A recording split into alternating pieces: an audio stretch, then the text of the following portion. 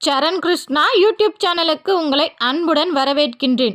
குலதெய்வ சக்தியை அதிகப்படுத்தும் கட்டாயம் ஒவ்வொரு வீட்டிலும் இருக்க வேண்டிய 3 பொருட்கள் என்னென்ன அப்படிங்கிறத பற்றி தான் இந்த வீடியோவில் தெளிவாக நம்ம பார்க்க போகிறோம். நம்ம சேனலில் உள்ள வீடியோவை ஃபஸ்ட் டைம் நீங்கள் பார்க்குறீங்க அப்படின்னா மறக்காமல் நம்ம சேனலை சப்ஸ்கிரைப் பண்ணி வச்சுக்கோங்க. நம்ம சேனலில் தொடர்ந்து குலதெய்வ பதிவுகள், ஆன்மீக தகவல்கள் வந்து கொண்டே இருக்கும். வாங்க வீடியோக்குள்ளே போகலாம். ஒவ்வொரு வீட்டிற்குனே உரிய தெய்வம் நம்ம குலதெய்வம். அந்த தெய்வத்தின் சக்தியை அதிகப்படுத்துறதுக்கு அப்படின்னு சொல்லி ஒரு குறிப்பிட்ட பொருட்கள் நம்ம முன்னோர்கள் சொல்லி வச்சுருக்காங்க. அந்த குலதெய்வ பொருட்கள் ஒவ்வொரு வீட்லேயும் கட்டாயம் இருக்கணும். அப்படி இருக்கும்போது தான் குலதெய்வ சக்தியும் குலதெய்வ நடமாட்டமும் அந்த வீட்டில் அதிகமாக இருக்கும்.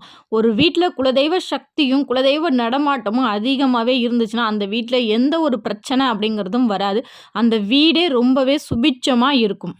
அந்த அற்புதமான பொருள், முதல் பொருள், உங்கள் குலதெய்வ கோவிலில் கொடுக்கப்படும் விபூதி, குங்குமம், திருமண் அப்படின்னு உங்கள் குலதெய்வ கோயிலில் என்ன பிரசாதமாக வழங்கப்பட்டதோ அந்த பிரசாதம்.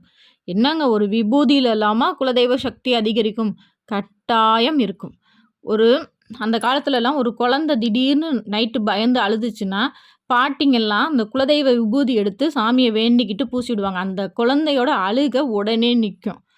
அதற்கு காரணம் நம்ம குலதெய்வ விபூதியில் நம்ம குலதெய்வத்தின் சக்தி நிறைஞ்சிருக்கு. குலதெய்வ விபூதியை யார் பொக்கிஷமாக வச்சுருக்காங்களோ அவங்க வீட்டில் குலதெய்வ நடமாட்டமும் கட்டாயம் தெரியும். ஒரு சில நேரத்தில் அந்த உங்கள் குலதெய்வ கோவிலில் என்ன பிரசாதம் கொடுக்குறாங்களோ, இப்போ திருமண் கொடுத்தாலும் சரி, விபூதி கொடுத்தாலும் சரி, அந்த வாசனை அடிக்கடி உங்கள் வீட்டில் வர்றதை நீங்கள் கண்கூட உணர முடியும். ஒரு சிலர் என்ன பண்ணுவாங்க, குலதெய்வ கோவிலுக்கு போயிட்டு வந்ததுக்கப்புறம் அக்கம் பக்கத்தில் உள்ளவங்களுக்கு, சொந்தக்காரவங்களுக்கெல்லாம் இதை பிரசாதமாக கொடுப்பாங்க. குலதெய்வ கோயிலில் வாங்கிட்டு வந்த திண்ணூறு, குங்குமத்தை பிரசாதமாக கொடுப்பாங்க.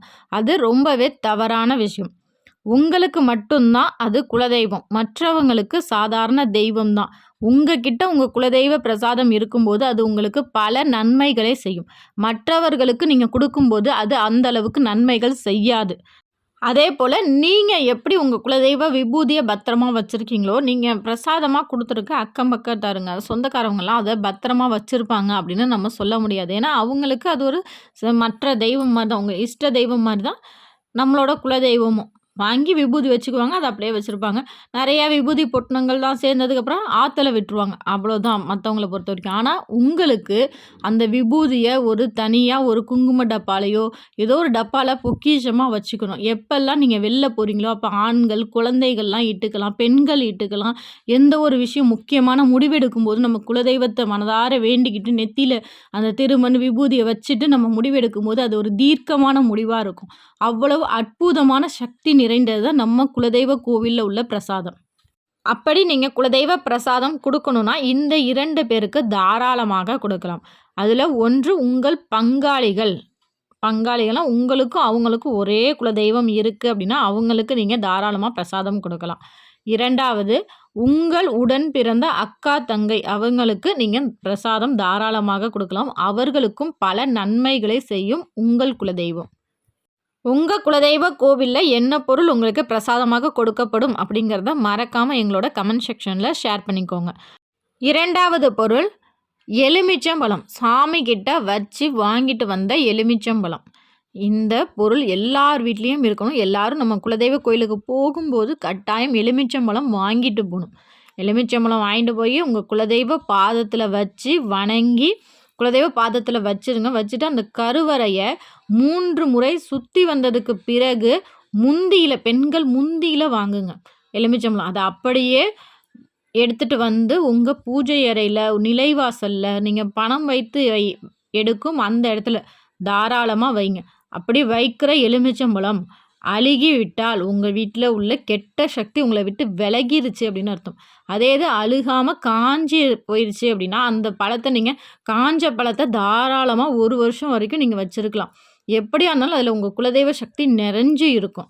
குலதெய்வ சக்தி நிறைஞ்ச வீட்டில், குலதெய்வ சக்தி இருக்குது அப்படிங்கிற வீட்டில் தான் அந்த எலுமிச்சம்பழம்லாம் காஞ்சி போகும். உங்கள் வீட்டில் எதிர்மறை ஆற்றல், கெட்ட சக்தி இருக்குது அப்படின்னா அழுகி போகும். அழுகின உடனே நீங்கள் கவலைப்பட தேவையே இல்லை. உங்கள் வீட்டில் உள்ள கெட்ட சக்தியை உங்கள் குலதெய்வம் எடுத்துருச்சு. அதனால தான் அந்த பழம் அழுகிருச்சு. அதை தூக்கி போட்டுட்டு அடுத்து நீங்கள் எப்போ குலதெய்வ கோயிலுக்கு போகிறீங்களோ அப்போ இதே மாதிரி சாமி காலில் வச்சு வாங்கிட்டு வந்து வைங்க. கண்டிப்பாக உங்கள் வீட்டில் குலதெய்வ சக்தி நிறைஞ்சு இருக்கும். 3வது பொருள், ஒரு சில குலதெய்வ கோவிலில் சாமிக்கு சாத்தின புடவைகள் வேஷ்டிகள்லாம் ஏலம் விடுவாங்க. அந்த மாதிரி உங்கள் கோவிலில் ஏலம் விட்டாங்கன்னா சாமிக்கு சாத்தின புடவையை வாங்கிட்டு வந்து உங்கள் வீட்டில் வைக்கும்போது குலதெய்வத்தின் நடமாட்டமும் குலதெய்வ சக்தியும் உங்கள் வீட்டில் அதிகமாக இருக்கும். இல்லை எங்கள் கோயிலில் அந்த மாதிரிலாம் எதுவுமே இல்லை, இந்த மாதிரிலாம் ஏலம்லாம் விட மாட்டாங்க, சாமி வஸ்திரங்கள்லாம் கொடுக்க மாட்டாங்க அப்படின்னு சொல்கிறவங்க இந்த 3 பொருளில் எது கிடைச்சாலும் வாங்கிட்டு வந்து வச்சுக்கோங்க. உங்கள் குலதெய்வ கோவில்லேருந்து மண் அகல் எடுத்துகிட்டு வந்து உங்கள் வீட்டில் ஏற்றலாமா அப்படின்னு பூசாரிகிட்ட கேளுங்க.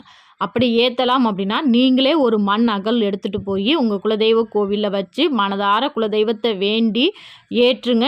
ஏற்றிய பிறகு அந்த அகலை நீங்கள் எடுத்துகிட்டு வந்து உங்கள் வீட்டில் குலதெய்வ விளக்காக தொடர்ந்து ஏற்றி வாருங்கள். அவ்வாறு செய்யும் போதும் உங்களோட வீட்டில் குலதெய்வ சக்தி நிறைஞ்சு இருக்கும்.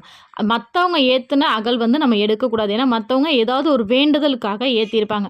அதனால தான் நீங்களே வாங்கிட்டு போய் உங்கள் குடும்பம் நல்லா இருக்கணும்னு வேண்டிக்கிட்டு அதற்கு பிறகு அந்த அகலை எடுத்துகிட்டு வந்தீங்கன்னா எடுத்துகிட்டு வந்து வீட்டில் வைக்கும்போது குலதெய்வ சக்தி நிறைஞ்சு இருக்கும். உங்கள் குலதெய்வ கோவிலில் மண் எடுத்துகிட்டு வந்து வழிபடலாமா அப்படின்னு பூசாரிகிட்ட கேளுங்க. கேட்டு குலதெய்வத்தின் அனுமதி பெற்ற பிறகே குலதெய்வ கோவிலேருந்து மண் எடுத்துகிட்டு வந்து தாராளமாக உங்கள் வீட்டில் வச்சு வணங்கலாம். அதற்கு நிறைய முறைகள் இருக்குது. உங்கள் பரம்பரை அதாவது உங்களுக்கு முன்னாடி உள்ளவங்க அதற்கும் முன்னாடி உள்ளவங்கெல்லாம் குலதெய்வ கோயிலேருந்து மண் எடுத்துகிட்டு வந்து வணங்குற பழக்கம் இருந்தால் மட்டுமே இதை செய்யுங்க. புதுசாக நீங்கள் ஆரம்பிக்காதீங்க. அப்படி ஆரம்பிக்கணும்னு ஆசைப்பட்டாலும் உங்கள் குலதெய்வ கோவிலில் உள்ள பூசாரியிடம் கேட்டு எப்படி மண் எடுக்கணும், இந்த கோயிலில் மண் எடுக்கும் முறை என்ன அப்படின்னு கேட்டு குலதெய்வத்தின் அனுமதி பெற்ற பிறகு மண் எடுத்துகிட்டு வந்து வணங்குங்க. அப்படி இல்லை எங்கள் குலதெய்வ கோயிலில் மண்ணும் எடுக்கக்கூடாதுன்னு சொல்கிறாங்க அப்படின்னா உங்கள் குலதெய்வ கோயிலில் பூக்குழி இறங்கும் பழக்கம் இருந்துச்சு அப்படின்னா அந்த பூக்குழி சாம்பலை தாராளமாக எடுத்துகிட்டு வந்து வணங்கலாம். பூக்குழி சாம்பல் அப்படிங்கிறது உங்கள் குலதெய்வம் பாதம் பட்ட சாம்பல். ஏன்னா அதில் பூக்குழியில் இறங்குனவங்க பார்த்திங்கன்னா ஒருத்தவங்க கூட சாமி அருள் இல்லாமல் இறங்க மாட்டாங்க. சாமி அருள் வந்து முழு அருளோடு தான் இறங்குவாங்க. உங்கள் குலதெய்வமே அவங்க உடம்புல வந்து அதற்கு பிறகு தான் பூக்குழியில் இறங்குவாங்க. அப்படி உங்கள் குலதெய்வம் பாதம் பட்ட அந்த சாம்பலை நீங்கள் வீட்டில் எடுத்து வச்சு வணங்கும்போது கட்டாயம் உங்கள் வீட்டில் குலதெய்வ சக்தி நிறைஞ்சிருக்கும். உங்கள் வீட்டில் குலதெய்வத்தின் நடமாட்டமும் அதிகமாக இருக்கும். இதுபோல் உங்கள் குலதெய்வ கோவிலில் என்ன விசேஷம் நடக்கும் அப்படிங்கிறதையும் மறக்காமல் எங்களோட கமெண்ட் செக்ஷனில் ஷேர் பண்ணிக்கோங்க. இந்த வீடியோ உங்களுக்கு பயனுள்ளதாக இருக்கும் என்ற நம்பிக்கையில் மற்றொரு வீடியோவில் சந்திக்கிறேன். இந்த வீடியோ உங்களுக்கு பிடிச்சிருந்தால் லைக் பண்ணுங்கள், ஷேர் பண்ணுங்கள், மறக்காமல் சப்ஸ்கிரைப் பண்ணுங்கள். சரண் கிருஷ்ணா யூடியூப் சேனல். நன்றி, வணக்கம்.